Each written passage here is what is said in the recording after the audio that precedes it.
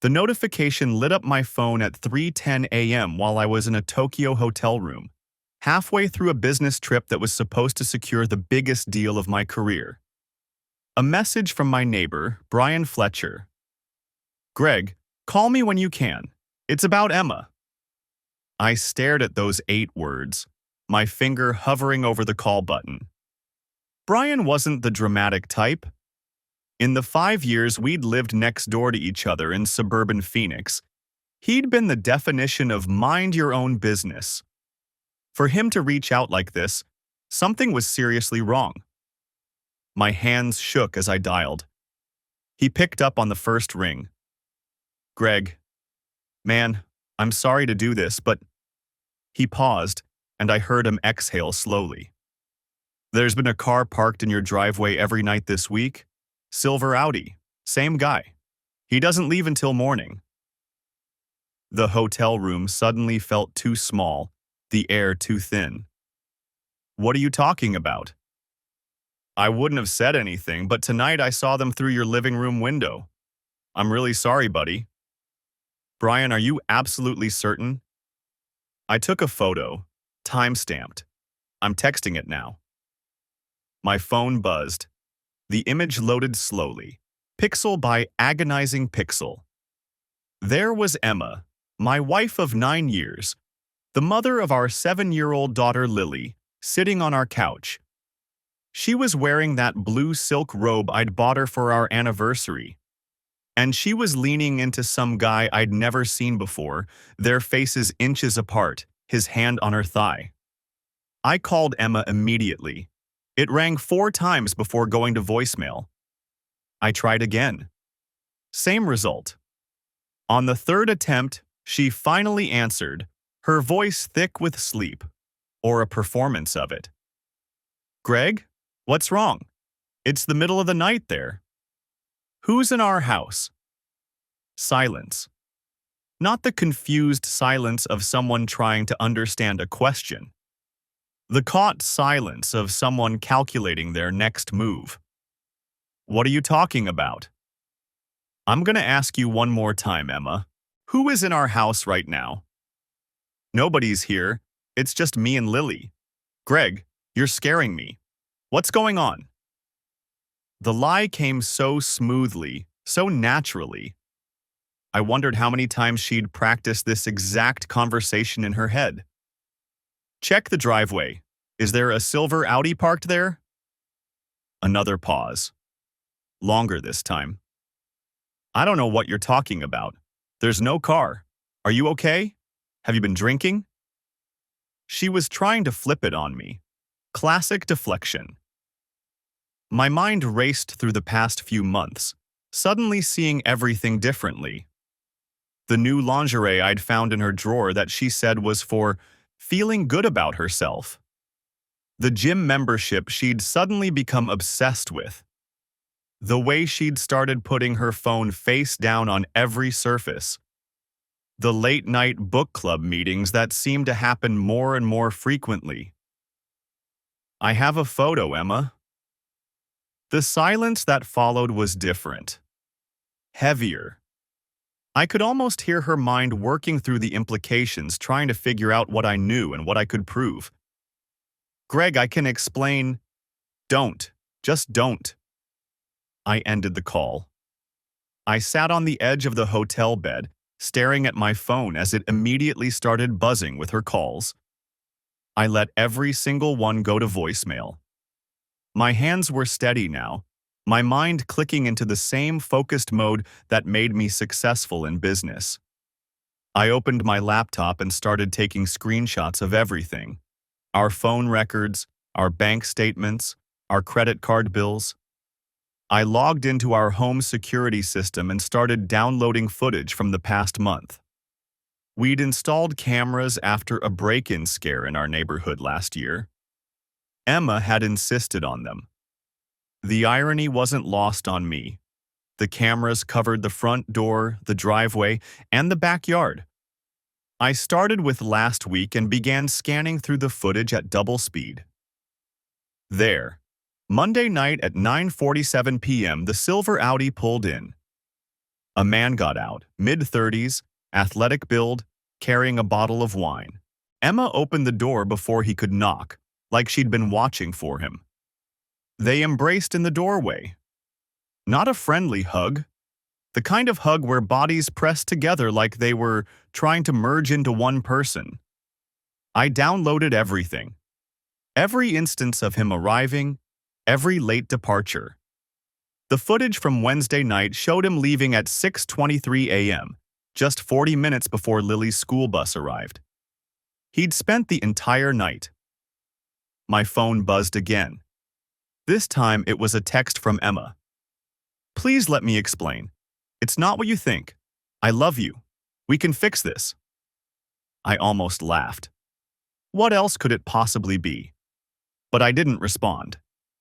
Instead, I forwarded Brian's photo and a clip of the security footage to my email, then to a cloud storage account Emma didn't know about.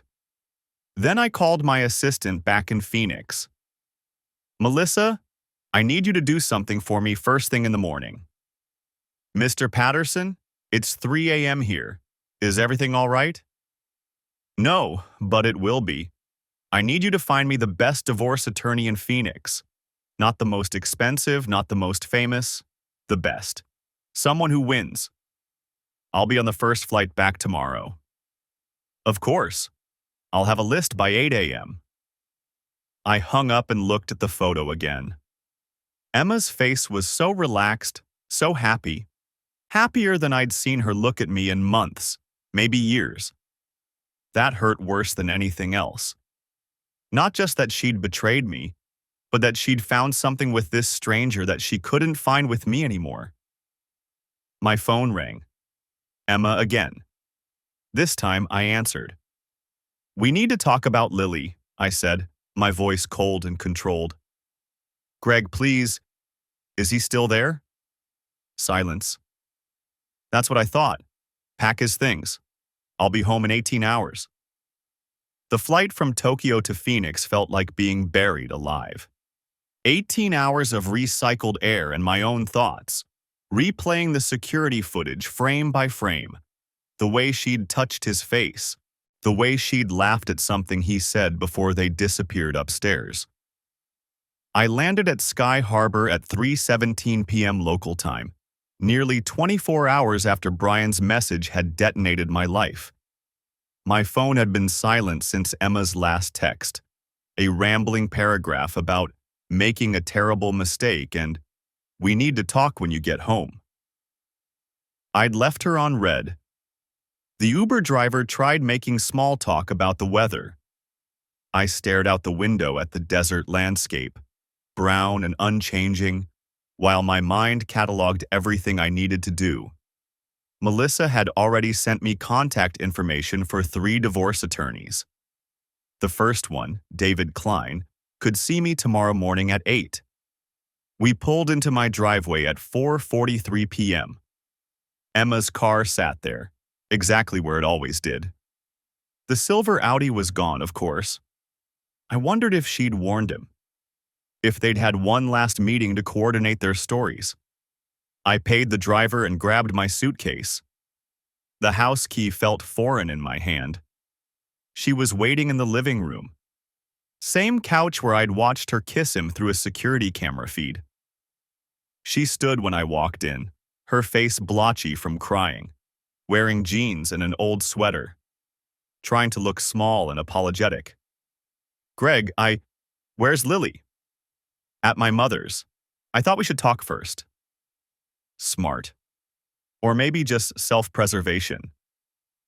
She knew this wouldn't be pretty. I set my suitcase down and pulled out my phone, opening the folder of screenshots and videos I'd compiled. "How long?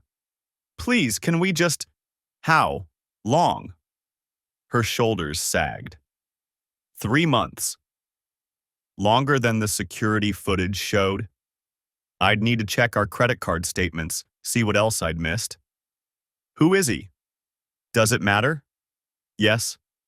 She wrapped her arms around herself. "His name is Derek Walsh. We met at the gym.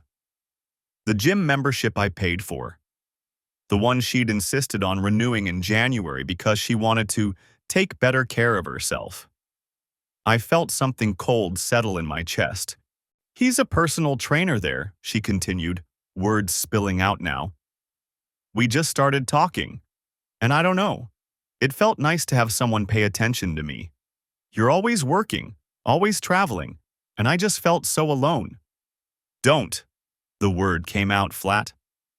"Don't make this about me being a bad husband to justify what you did. I'm not, you brought him into our home, into our daughter's home. How many times?" She looked at the floor. "I don't know. Maybe 15? 20? 20 times. 20 nights she'd tucked Lily into bed and then welcomed another man into our bedroom. 20 mornings she'd kissed me goodbye over video chat while his scent was probably still on the sheets." "Did you use our bed?" "Greg, did you?" "Yes." I nodded slowly. "The bed I'd bought when we moved in together 9 years ago. The bed where Lily had been conceived. The bed where I'd held Emma through her father's death and 2 miscarriages before Lily finally came." "I'm going to a hotel," I said. "I'll be back tomorrow with my attorney to discuss next steps. You can stay here until we figure out custody arrangements, but I want you out within 30 days. You can't just kick me out of my own house. Actually, I can. My name is on the deed. You wanted to wait on that, remember? Until your credit score improved?" I'd forgotten about that detail until just now. Funny how the brain works, serving up useful information exactly when you need it. Her face went white. "Greg, please, we can work through this. I made a mistake, but we have a daughter. We have a life. You should have thought about that before you brought your personal trainer home to screw him on our couch." The vulgarity of it hung in the air between us. Emma flinched like I'd slapped her. "I'm going to pack some things," I said. "I'd appreciate it if you'd wait somewhere else while I do." She didn't move. "I love you. I know I screwed up, but I do love you. You love the life I gave you. The house, the car, the country club membership. You love not having to work because I make enough for both of us. But me? No. You don't love me."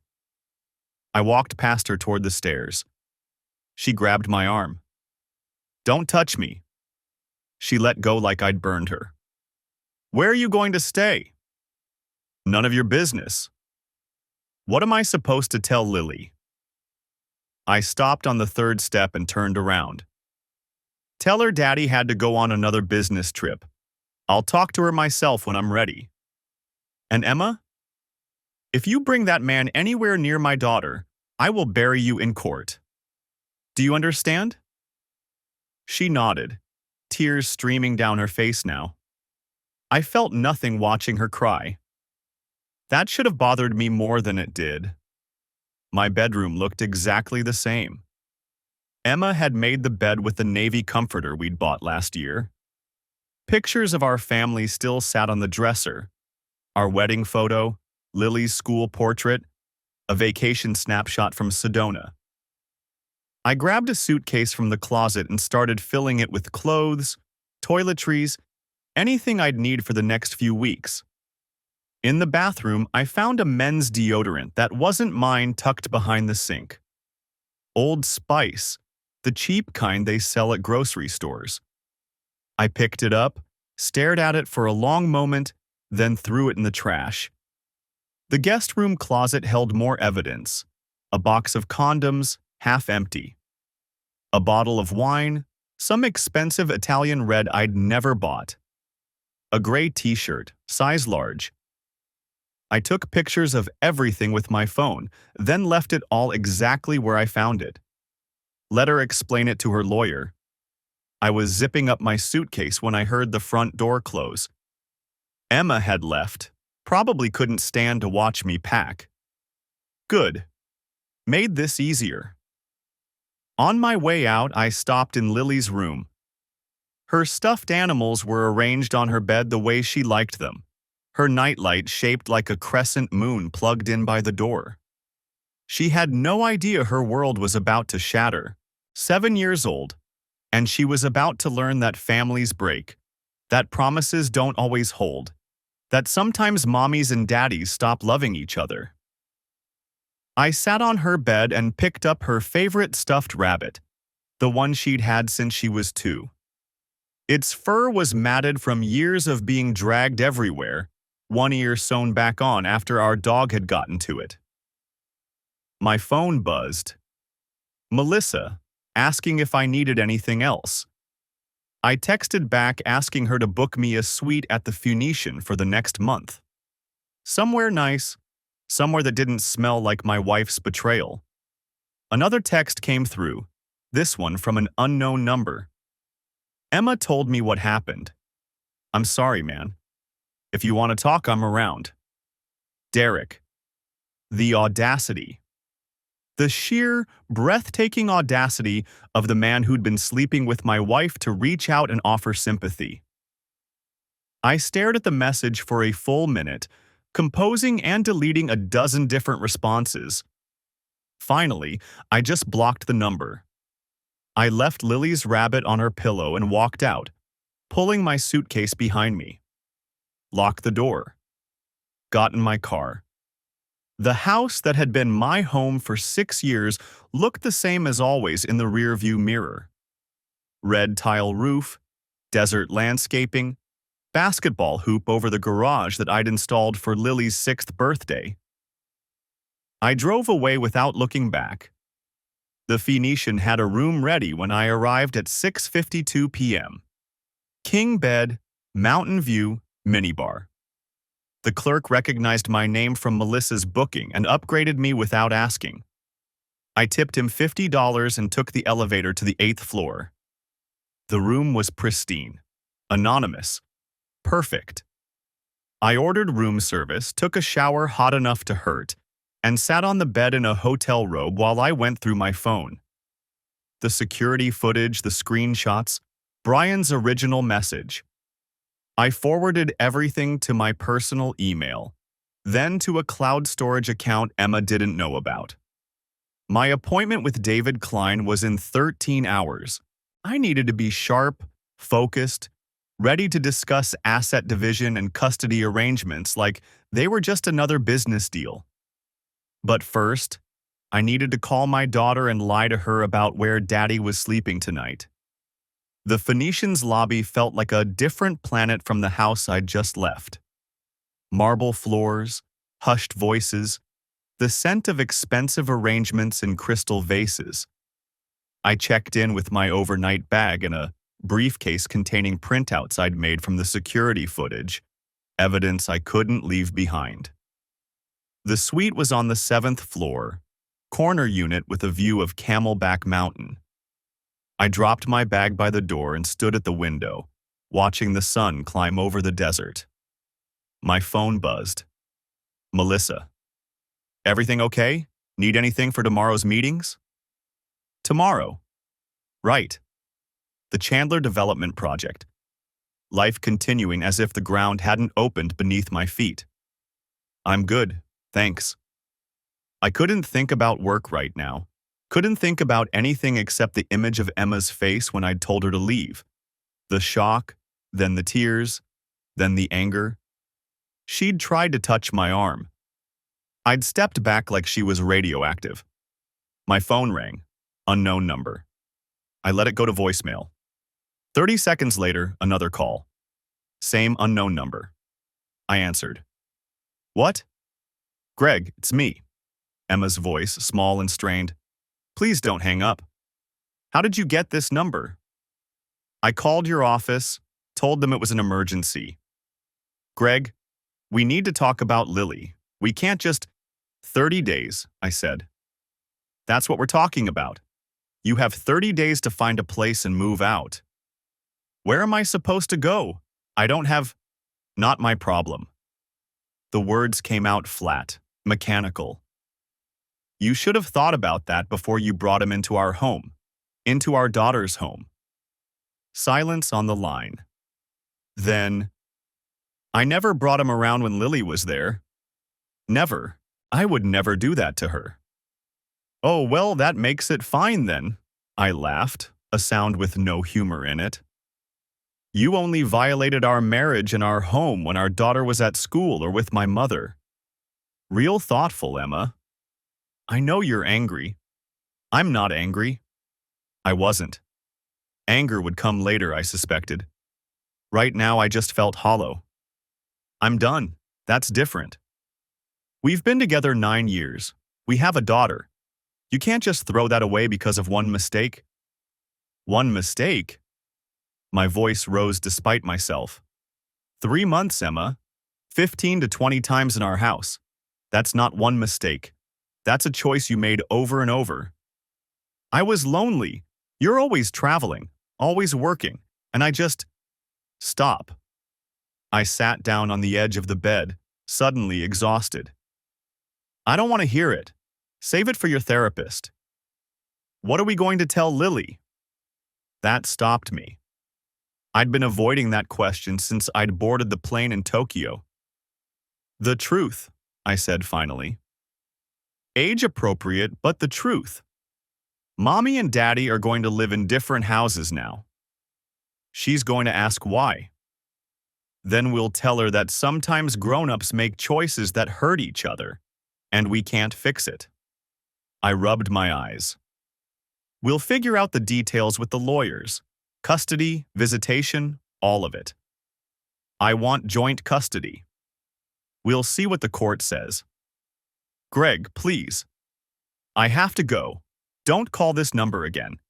Any communication goes through David Klein's office from now on.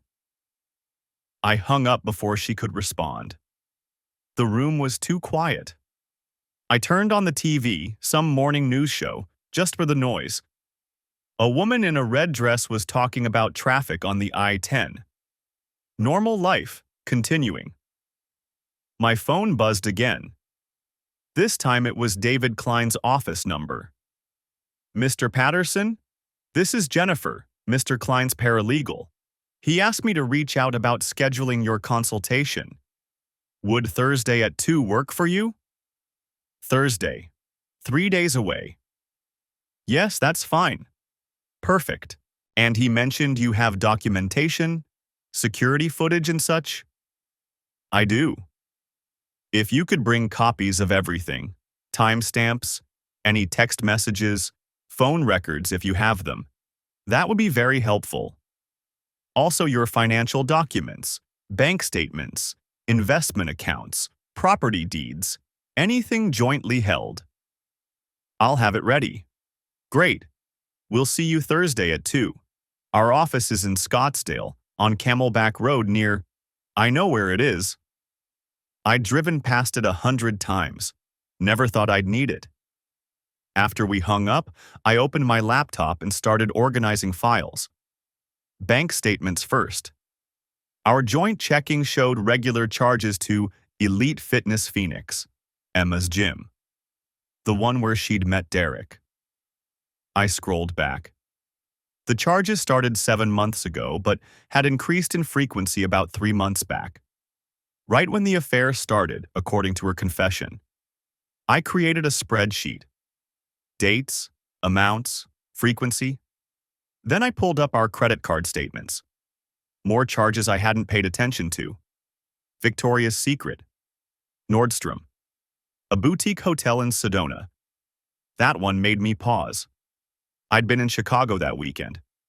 Emma had said she was visiting her sister in Tucson. I called the hotel. Yes, hi. I'm trying to confirm a reservation my wife made back in February. Emma Patterson? The clerk put me on hold. Soft jazz played. When she came back, her voice was cheerful. Yes, I show a one-night stay on February 14th. Checked in at 3 p.m., checked out the next morning. Valentine's Day. I'd sent flowers to the house from Chicago, called her that night. She'd thanked me, said she loved them. Was that a single or double occupancy? Let me check. That was our romance package, so double occupancy. Champagne, couples massage, the works. Right, thank you. I added it to the spreadsheet. The evidence was piling up piece by piece. Each entry another small betrayal, another lie uncovered. My phone rang. My mother this time. Gregory? Emma just called me in tears. What on earth is going on? I closed my eyes. Did she tell you? She said you two had a fight, that you're separating. That can't be right. You just got back from Tokyo. It's right, Mom. But why? What happened? I couldn't say it. Couldn't form the words to tell my mother that her daughter-in-law had been sleeping with someone else in the house she'd helped us buy, that she'd lied for months, that everything was broken. We're getting divorced, I said instead. I can't talk about it right now, but it's final. I'm meeting with a lawyer Thursday. Oh, honey, her voice softened. I'm so sorry. Is there anything I can do? Actually, yes. Can you pick up Lily from school today? Emma's. She's not in a good place right now, and I don't want Lily to see her upset. Of course. What should I tell her? Just that Daddy had to stay at a hotel for work and Mommy needed some help today. Keep it light. Okay. And Gregory? Whatever happened, whatever she did, because I know my son and you wouldn't do this without cause. You take care of yourself. You hear me? I will.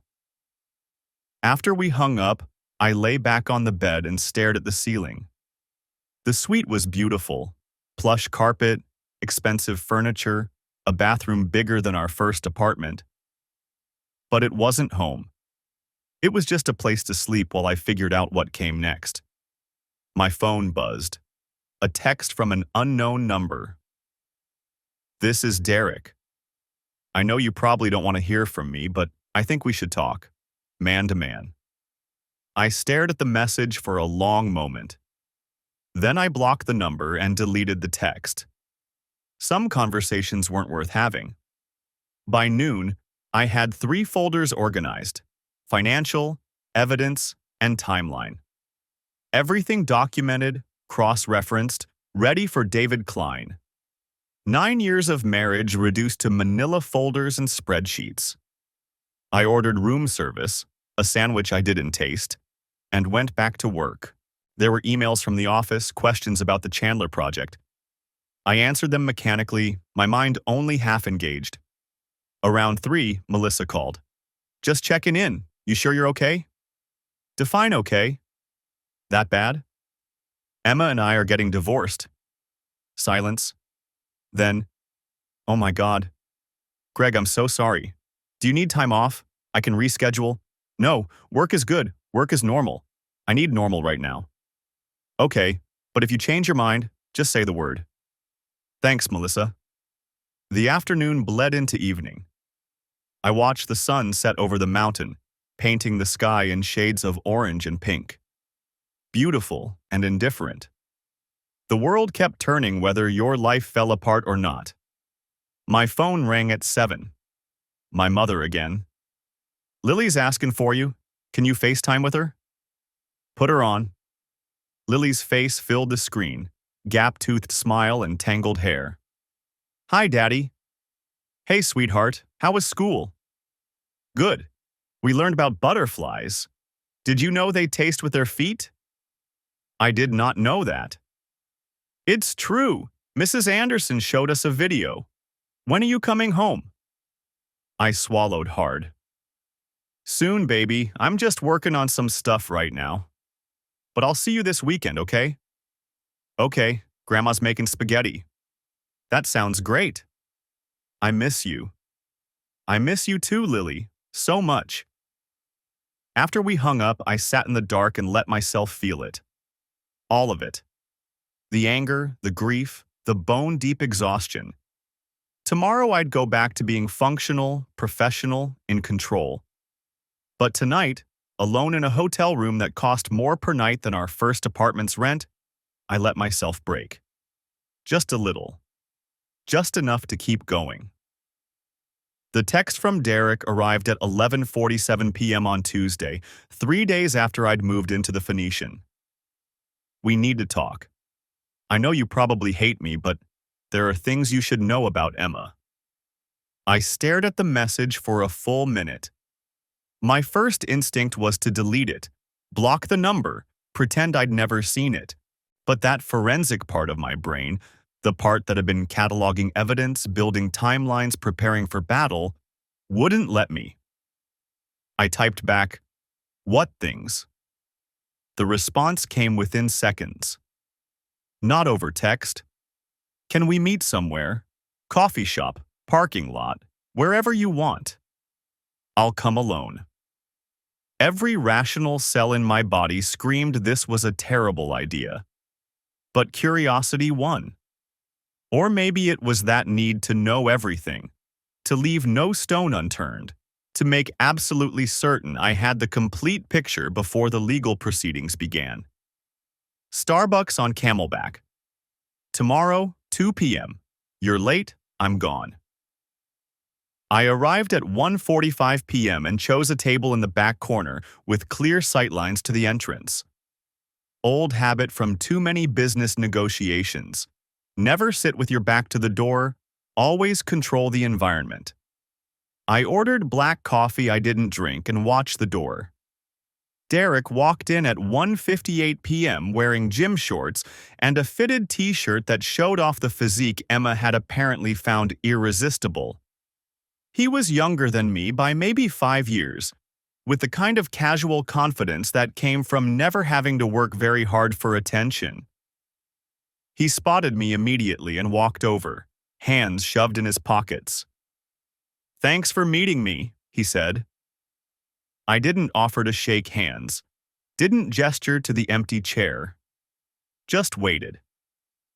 He sat anyway, looking uncomfortable for the first time since he'd entered. "Good. Look, I know you think I'm garbage," he started. "And you're probably right. But I need you to know that Emma told me you two were separated, that you'd been living apart for months, that the divorce was already in progress."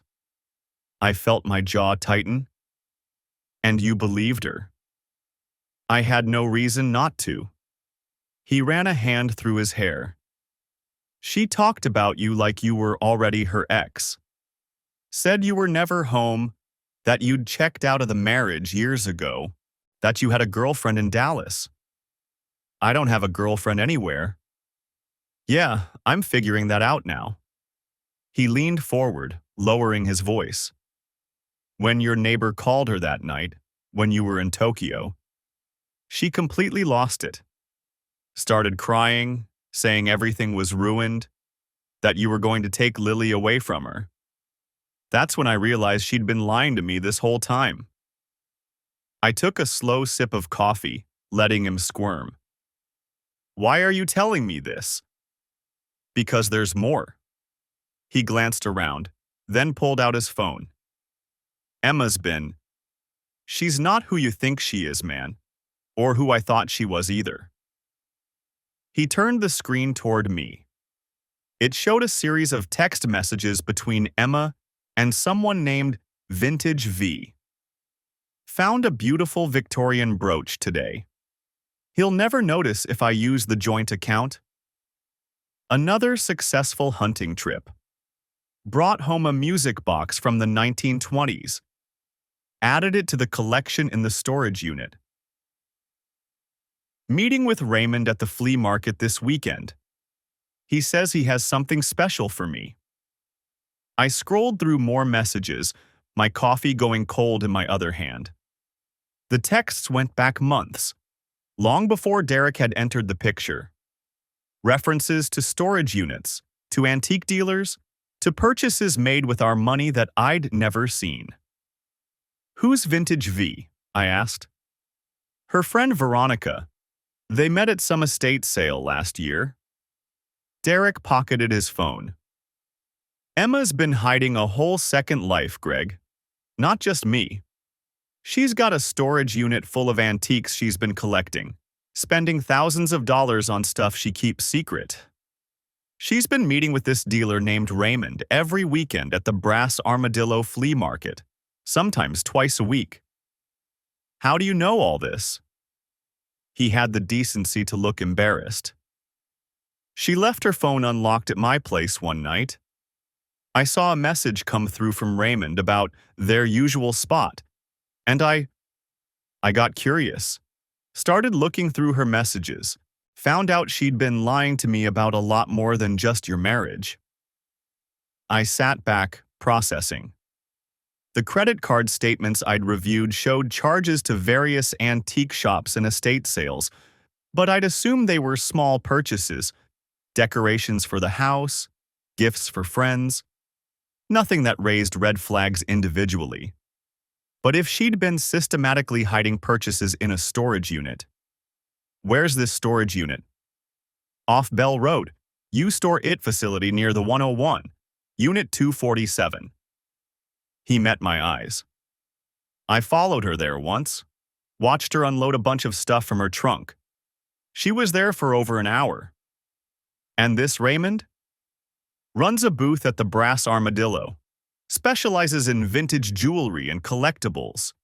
Based on her texts, they've been meeting regularly for months. Private viewings in his back tent before the market opens to the public. My mind was already calculating. Joint credit cards meant joint debt, but also joint assets. If Emma had been using marital funds to build a collection worth thousands or tens of thousands, that was discoverable property in the divorce. Assets I had every right to claim. Why are you giving me this information? Derek shrugged. Because she played both of us. And because... He hesitated. Look, I'm not proud of what I did. I slept with a married woman. But I thought I was the good guy in her story, you know? The one helping her escape a bad marriage. Finding out she lied to me about everything. That she's been running schemes behind both our backs. I don't know. Maybe I'm just pissed off and want her to face consequences. Consequences, I repeated. Yeah? He stood up. Do whatever you want with the information, but you should know. She's planning to clean out that storage unit this weekend. Saturday morning, early. She told Veronica she needs to secure her investments before the divorce gets ugly. He turned to leave, then paused. For what it's worth, I ended things with her. Told her I want nothing to do with someone who lies that easily. She didn't take it well. After he left, I sat alone with my cold coffee and pulled out my phone. A quick search confirmed the Brass Armadillo flea market was open Saturday and Sunday, 9 a.m. to 5 p.m. The U-Store IT facility on Bell Road had 24-hour access with a gate code. I opened my Notes app and started a new list. 1. Obtain gate code for storage facility. 2. Document contents of Unit 247 before Emma can move anything. 3. Research Raymond, Brass Armadillo vendor. 4. Review all credit card statements for antique purchases. 5. Call David Klein, ye hidden assets. My phone buzzed with a text from my mother. Lily's asking when she can see you. Can you come by for dinner tomorrow? I closed my eyes, feeling the weight of it all. My daughter who didn't understand why Daddy wasn't coming home. My wife who'd apparently been living multiple secret lives. A storage unit full of hidden assets. An affair that was somehow the least complicated part of this mess. Tomorrow works. 6 p.m.? Perfect. She misses you. I missed her too. Missed the version of my life where I came home to a family that was real, where the biggest stress was a difficult client or a delayed flight. But that life had been a performance, a carefully constructed stage play where I was the only one who didn't know I was acting. The forensic part of my brain kicked back into gear. If Emma was planning to move the storage unit contents this weekend, I had less than 4 days to document everything, establish its value, and secure it as marital property. 4 days to turn her secret collection into evidence. I pulled up David Klein's number and hit call. He answered on the second ring. Greg, how are you holding up? I need to move up our meeting. Something's come up. What kind of something? The kind that involves hidden assets, secret storage units, and a wife who's been running a side operation I knew nothing about. There was a pause. How much are we talking about? I don't know yet, but I'm gonna find out. Don't do anything that could be construed as illegal, Klein warned. No breaking into storage units, no stealing property, nothing that compromises your position. What if my name's on the credit cards that paid for everything in that unit? Then we have a very different conversation. Can you be here in an hour? I was already standing, leaving cash on the table for the coffee. I'm on my way. The storage unit sat in a sprawling complex off Bell Road, one of those orange-doored facilities that promised climate control and 24-hour access. I pulled into the lot at 6:15 a.m. Friday morning, Derek's truck already parked near the office. He stepped out holding 2 coffee cups, looking like he'd slept as poorly as I had. Thanks for meeting me early, I said, taking the offered cup. I want to be out of here before Emma has any chance of showing up. She usually hits the gym at 7 on Fridays, Derek said. We've got time. The manager, a tired-looking woman named Patricia, barely glanced at my driver's license before handing over the gate code and directing us to the second building. Unit 247. Your wife paid through next month. How long has she had this unit? Patricia clicked through her computer. Looks like 14 months. Upgraded from a smaller unit about 8 months ago. 14 months. Almost since the day I'd taken the VP position that required increased travel. The unit was in the back corner, away from the main traffic flow. Deliberate placement. I punched in the code Derek had provided. Emma's mother's birthday, apparently, and the lock clicked open. I rolled up the door. Jesus, Derek breathed. The 10 by 15 space was packed floor to ceiling. Antique furniture crowded every available inch. Victorian chairs with needlepoint upholstery, an ornate mahogany desk, a gilt-framed mirror taller than me.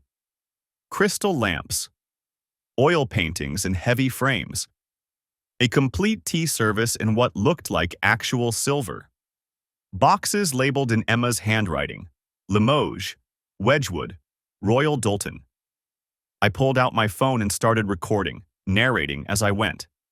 Friday, November 17th, 6:22 a.m. Storage Unit 247, rented under Emma Patterson's name.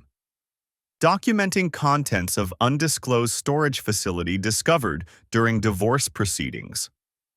I moved systematically through the space, filming everything. Each piece had a small tag attached with Emma's handwriting. Purchase date, price paid, dealer name. Most said, Raymond, Brass Armadillo. Greg. Derek stood near a stack of boxes in the back corner. You need to see this. The boxes contained receipts. Hundreds of them, organized by month in manila folders. I pulled out the most recent folder and started adding numbers on my phone's calculator. October, alone, 14,327. I worked backward through September, August, July. My hands started shaking around May. How much? Derek asked quietly. Since last September, I had to double-check the math. $83,460. From your joint account? We don't have a joint account anymore. Haven't for years. My accountant recommended separate finances for tax purposes when I made VP. I pulled up my banking app, accessing the account I'd set up for Emma's household expenses. Monthly deposits of $8,000, automatic transfer on the first of each month. I fund her personal account. She's supposed to use it for groceries, Lily's activities, household expenses. Instead, she'd been systematically draining it to build this collection. I photographed every receipt, every tag, every piece. Derek helped me create a rough inventory list on his phone. The furniture alone had to be worth $40,000 or $50,000 if she'd paid market value. But several receipts showed prices that seemed suspiciously low. "This desk," I said, pointing to an elaborate piece with inlaid wood and brass fixtures. "Receipt says she paid Raymond $400, but there's another tag underneath, looks like Raymond's handwriting, that says retail $2,800. Derek crouched down to examine it. "So he's selling to her way below market value. Or the retail price is inflated and they're planning some kind of insurance fraud." I took close-up photos of both tags. Either way, this isn't normal shopping. Near the back, I found a locked filing cabinet. The key was taped to the bottom, Emma's typical hiding spot. Inside were more documents, appraisal certificates from something called Heritage Valuations LLC, all signed by Raymond Castellano, licensed appraiser. The appraisals valued Emma's collection at $247,000. "That's not possible," I said, comparing the appraisal values to the purchase receipts. "She paid $83,000, but Raymond's appraising it at $247,000? That's a 197% markup in less than 14 months? Derek leaned over my shoulder. "What's she planning to do with inflated appraisals?" "Divorce settlement." The pieces clicked together. "She's going to claim this is marital property she acquired during our marriage, submit these inflated appraisals, and demand I compensate her for half the value in the settlement. Or she'll insist on keeping it all and I offset her with other assets." "But you funded the account she used to buy it." "Doesn't matter in Arizona. Community property state. Anything acquired during the marriage is presumed to belong to both spouses equally, regardless of whose name is on the account." I'd learned that much from David already. She could argue she was investing our household funds wisely, building assets. With these appraisals, she'd walk away with items she paid $83,000 for. I'd have to give her another $100,000 in cash or assets to balance the division, and she'd have a collection actually worth maybe half what Raymond claims. That's fraud. That's exactly what it is. I photographed every appraisal document, every receipt showing the discrepancy. The question is whether she's in on it or if Raymond's playing her. I found the answer in another folder labeled Business Plan. Inside were printouts of emails between Emma and someone named Veronica, the same vintage V from Emma's texts. They'd outlined the entire scheme in writing. Purchase undervalued antiques from Raymond at his flea market stall. Get inflated appraisals from Raymond's licensed appraisal company. Submit appraisals in divorce proceedings to secure maximum settlement. Split the difference with Veronica, who'd apparently fronted some of the initial capital. "She's been planning this for over a year," I said, my voice hollow. "Since before the affair even started." Derek's face had gone pale. "I'm sorry, man. I had no idea. You were the distraction." It made terrible sense now. She needed me to find out about something that would justify divorce. The affair gave her grounds, made her look like the wronged party if I fought back, created leverage for custody negotiations. Meanwhile, she'd been building this asset scheme the whole time. My phone buzzed. David Klein, calling at 6:47 a.m. "Greg, we have a problem. Emma's attorney just filed an emergency motion for exclusive use of the marital residence and temporary full custody of Lily. Hearing is Monday at 9 a.m. "On what grounds?" She's claiming you've become erratic and threatening since discovering the affair. Says you've been harassing her, enlisted her former boyfriend to stalk her, and she fears for her and Lily's safety. Derek had gone completely still beside me. I'm at the storage unit, I said, the one she's been hiding. David, she's been running a fraud scheme with an antique dealer. I've got receipts showing she spent over $83,000 from the household account, and fake appraisals claiming it's worth $247,000. Silence on the line. Then, don't touch anything else. I'm sending an investigator to photograph everything professionally. We need a proper chain of custody for evidence. Already documented everything on video. Good. Now get out of there before she can claim you tampered with anything. I'll file our own emergency motion today. Request for forensic accounting, restraining order preventing her from moving or selling any assets, and temporary custody based on evidence of fraud and deception. How fast can you get those photos to me? Uploading to cloud storage now. Perfect. Greg, this changes everything. She's not going to expect us to know about this yet. We have the advantage. I looked around the packed storage unit at the carefully constructed scheme that had been running parallel to our marriage for over a year. Emma hadn't just been unfaithful. She'd been methodically planning to rob me blind while I worked to provide for our family. There's more, I said. I need to find out everything about Raymond Castellano and Heritage Valuations. If his appraiser license is fake or if he's done this before, I'll have my investigator run a full background. In the meantime, stay away from Emma. Don't engage, don't respond to texts. Let me handle the legal warfare. I ended the call and took one last look around the unit. $83,000 of my earnings, transformed into props for a con game. Evidence of premeditated fraud, carefully documented by Emma herself. What now? Derek asked. Now I go to the brass armadillo, I said, pulling the unit door closed. I want to meet Raymond Castellano face to face.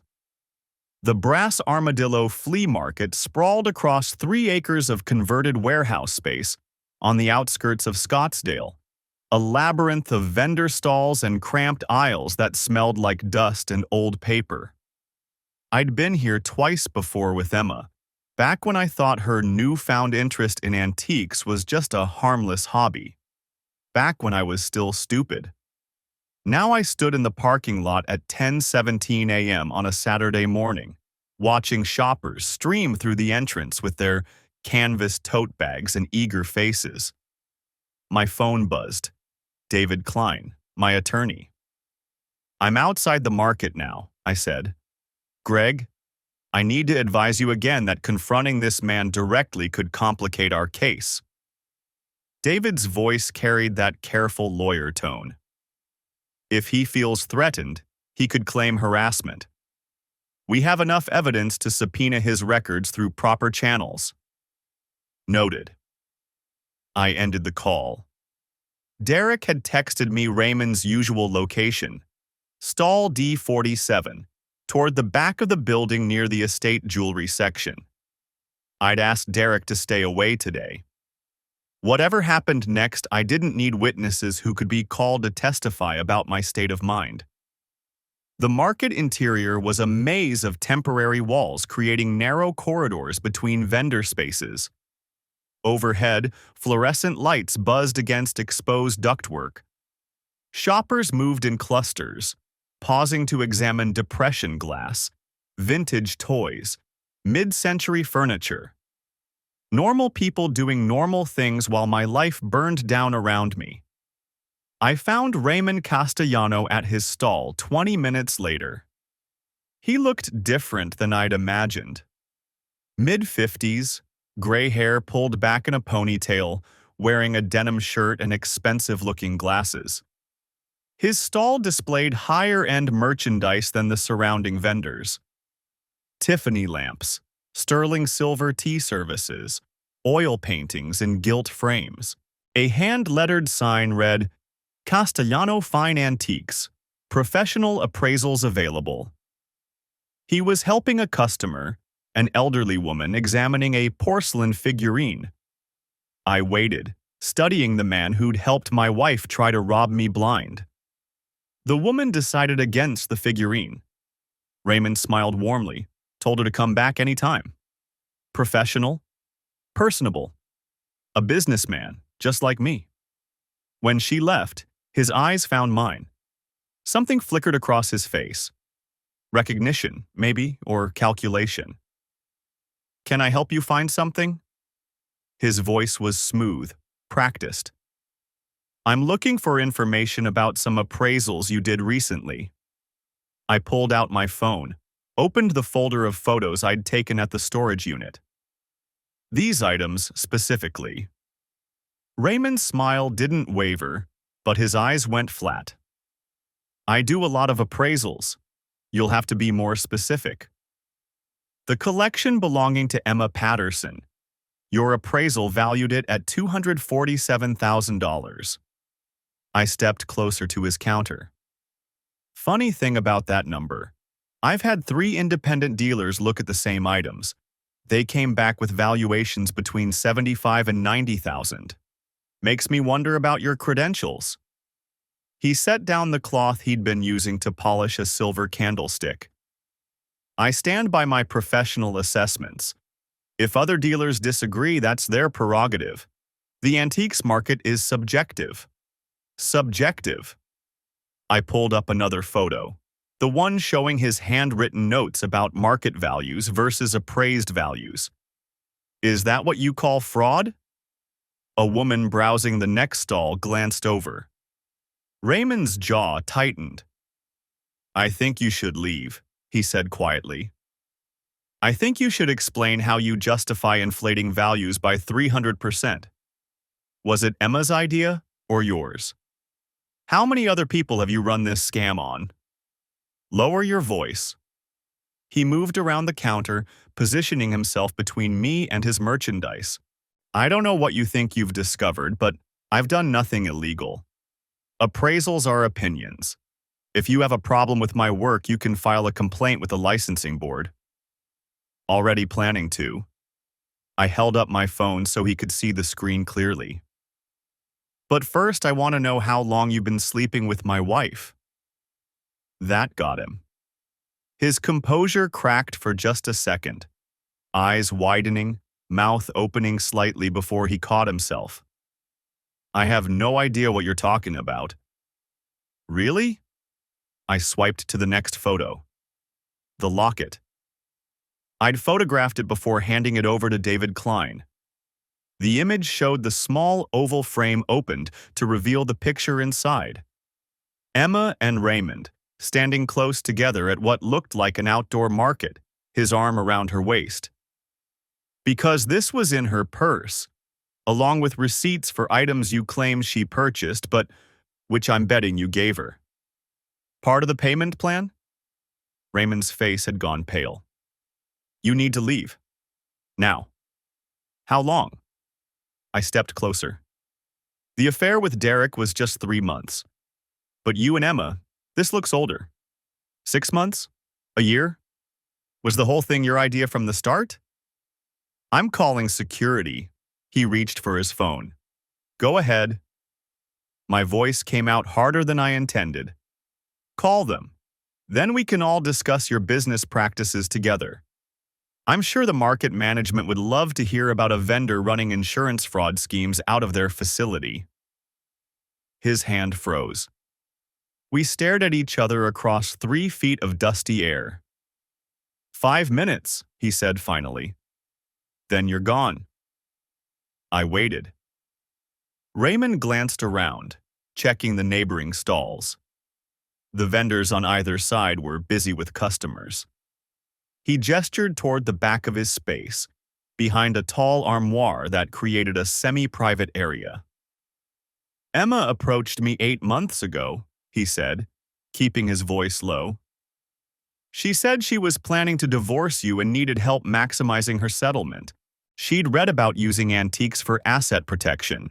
Buy low, appraise high, negotiate the collection and the settlement for inflated value. And you just agreed to commit fraud for a stranger? His mouth twisted. She offered me 30% of the difference between purchase price and appraised value. On a $250,000 appraisal, that's significant money. And it's not fraud. It's creative asset management. Happens in divorces all the time. With a side of adultery? That wasn't part of the original arrangement. He had the decency to look uncomfortable. It just happened. She was here several times a week. We talked, had coffee. She said you were never home, always traveling. Didn't appreciate her. The same story she'd sold Derek. I wondered how many other men had heard Emma's tale of the neglectful husband. The locket? I asked. I gave it to her 2 months ago. Stupid, I know. But I thought... He trailed off. You thought what? That you were special? That after she divorced me and took half my assets, you two would ride off into the sunset? Raymond's silence was answer enough. Did you know about Derek? I asked. What? Confusion crossed his face. Genuine, I thought. The personal trainer she's been sleeping with for the past 3 months. The one she told she was separated. The one who helped me find the storage unit and all your fraudulent paperwork. I watched the information hit him. His expression went through several stages: disbelief, realization, anger. For a moment, I almost felt sorry for him. Almost. She was sleeping with someone else? His voice came out strangled. At least one someone else. For all I know, there's a whole lineup of guys she's been running game on.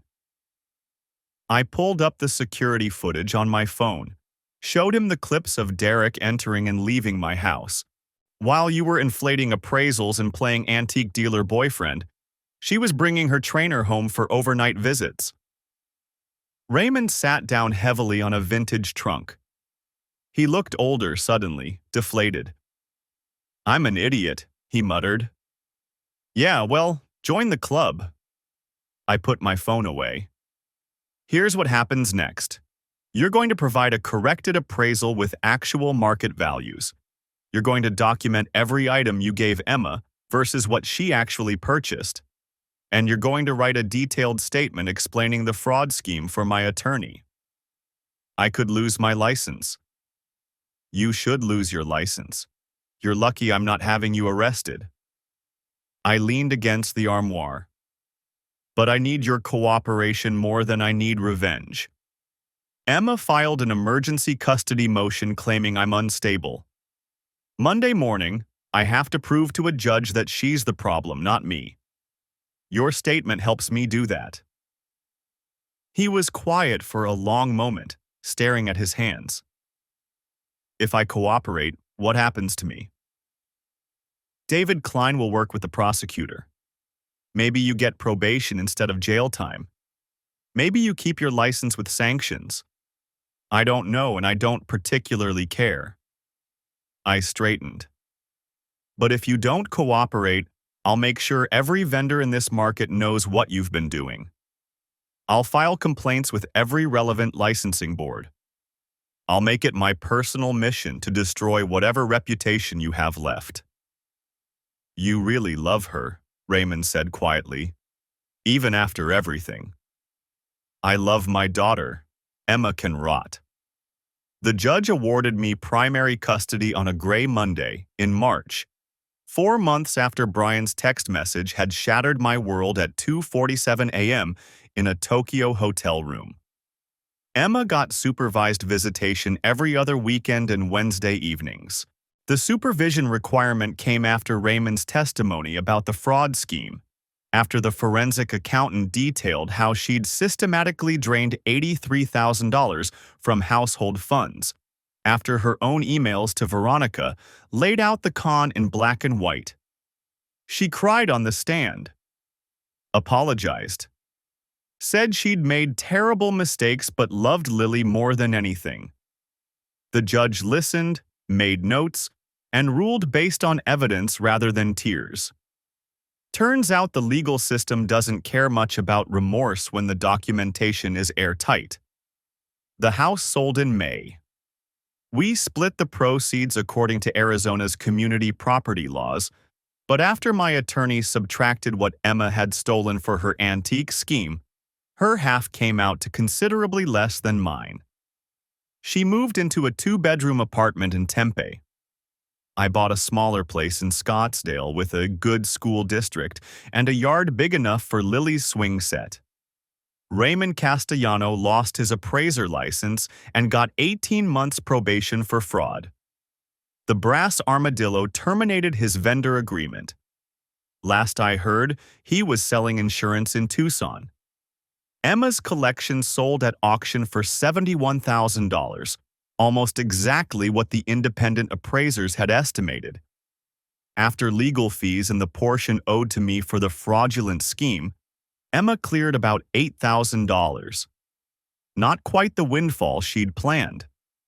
Derek disappeared from the story entirely. He'd served his purpose as a witness, providing the text messages and timeline that helped establish Emma's pattern of deception. I never spoke to him again after that morning at the storage unit. Lily adjusted better than I expected, though better is relative when you're 7 years old and your family explodes. She sees a therapist every Thursday, has nightmares sometimes, asks questions I don't always know how to answer, but she's resilient in that way kids are, adapting to 2 houses and 2 sets of rules, and a mother who sees her 4 days a month under the watchful eye of a court-appointed supervisor. I took her to the Phoenix Zoo on a Saturday in June, a year and a half after everything fell apart. We stood in front of the butterfly habitat, the same exhibit that had fascinated her back when she first told me butterflies taste with their feet, back when I was living in a hotel room and my marriage was actively disintegrating. "Dad?" She slipped her small hand into mine. "Are you happy now?" I looked down at her serious face, so much like Emma's, but without the capacity for deception that comes with age and disappointment. "I'm getting there, sweetheart." "Are you?" She considered this with the gravity only a child can bring to existential questions. "Mostly. I miss when we all lived together. But I like that you don't seem sad anymore." I hadn't realized I'd been sad. Or maybe I'd been sad for so long before everything imploded that I'd forgotten what not sad felt like. "I like that too," I said. We watched the butterflies for a while longer, their wings catching the light as they moved between flowers. Beautiful, fragile things that lived their entire lives in a matter of weeks, unconcerned with betrayal or custody arrangements, or the ways people hurt each other. Brian Fletcher and I still live next door to each other, though now I'm in a different house 3 streets over. We have coffee sometimes on Saturday mornings. He never says, "I told you so," never brings up that night he called me in Tokyo unless I mention it first. Good neighbors know when to speak and when to just exist in companionable silence. My mother helps with Lily on the weekends I have her, the same way she always did. She never badmouths Emma in front of Lily, though I've heard her on the phone with her friends, voice tight with anger at what her former daughter-in-law did to her son. Protective instincts don't fade just because the threat has passed. Work continued. The Chandler development deal closed successfully. I made VP of Operations 6 months after the divorce finalized. Turned out I could focus better on business when I wasn't trying to maintain a marriage held together with lies and willful ignorance. I dated briefly, a woman named Jessica I met through a friend, nothing serious. She was kind and uncomplicated and didn't deserve to be anyone's rebound. We ended things amicably after 3 months. Maybe someday I'll be ready to trust someone again. Maybe not. Either way, I'm learning to be okay with my own company. Emma sends child support payments on time every month, as ordered by the court. She texts before her visitation days to confirm pickup times. Our communication is cordial, transactional, empty of anything resembling the intimacy we once shared. Sometimes I see her at Lily's school events, sitting on the opposite side of the auditorium, and I feel nothing. Not anger, not grief, not even curiosity about her life now. Just a distant recognition of someone I used to know.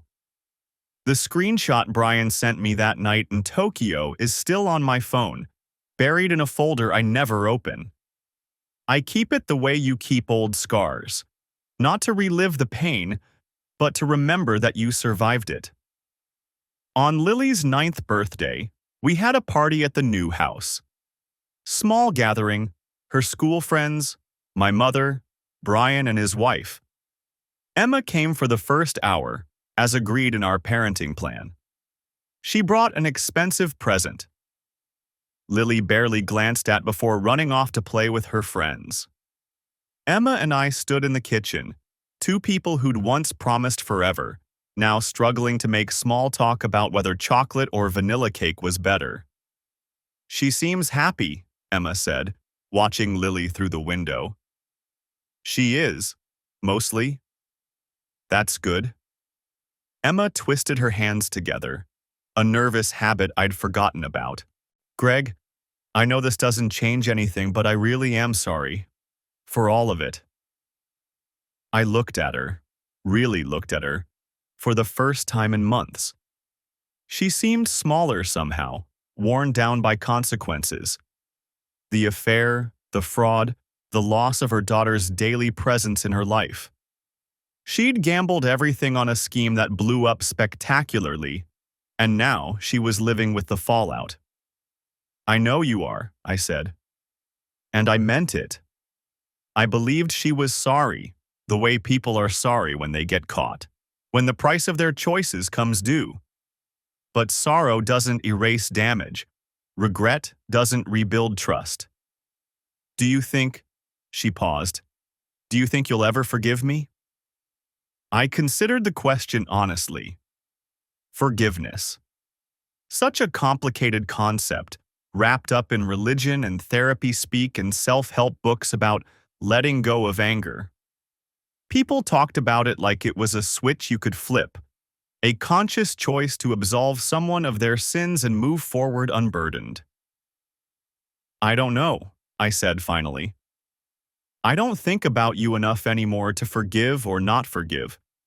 You're just someone I used to be married to. Someone who hurt me badly. But that person feels like he existed in a different life."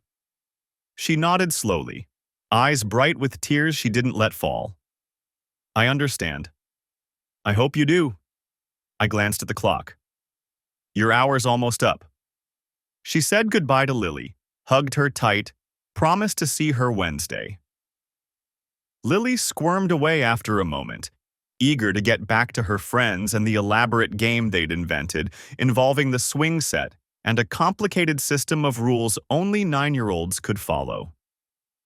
I walked Emma to her car. She paused with her hand on the door handle. "You're a good father," she said. "I know I screwed up everything else, but at least Lily has you. She has both of us, just differently than we planned." After she drove away, I stood in the driveway for a moment, watching the sun sink toward the mountains. The desert sky was doing that thing it does in summer, painting itself in impossible shades of orange and purple. Beautiful and indifferent. The same sky that had hung over my hotel room that first terrible night, over the storage unit where I discovered the full scope of Emma's betrayal, over the courthouse where a judge had divided our lives into legal parcels. Inside, Lily's laughter rang out, high and clear. Brian's wife was helping serve cake. My mother was taking pictures. Normal life continuing. I went back inside to my daughter's party. If there's a moral to this story, I suppose it's this. People are capable of breathtaking deception, even, especially, the ones who promise to love you forever. They'll look you in the eye and lie with a smile, construct elaborate schemes while you're busy trusting them, betray you in the home you built together. But here's the thing. They don't tell you in the worst moments, when you're sitting in a hotel room at 3 a.m. staring at photographic evidence of your spouse's infidelity. You survive it. Not easily, not without scars, but you survive. You document everything, you hire a good attorney, you protect your children, and you rebuild from the rubble of broken promises. You learn that love without verification is just hope wearing a blindfold. You learn that trust is earned through consistent action, not demanded through wedding vows. You learn that sometimes the person you married becomes a stranger, and the life you thought you had was a performance you were watching from the audience. Most importantly, you learn that you're stronger than you thought. That you can sit across from someone who destroyed your family and feel nothing but mild indifference.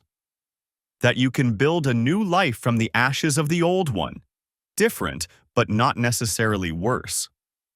The butterflies Lily loved so much live their entire lives in a few short weeks.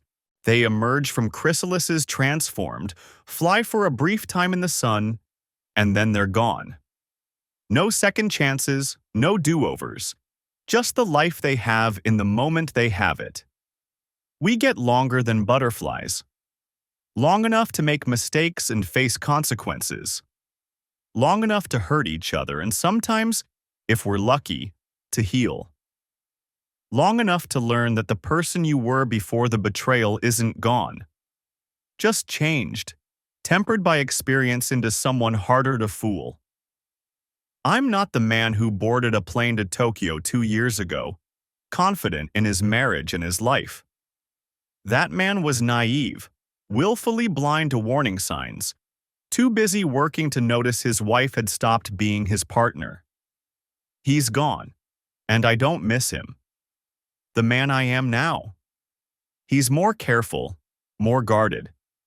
He checks bank statements and asks questions and doesn't assume good faith just because someone shares his last name.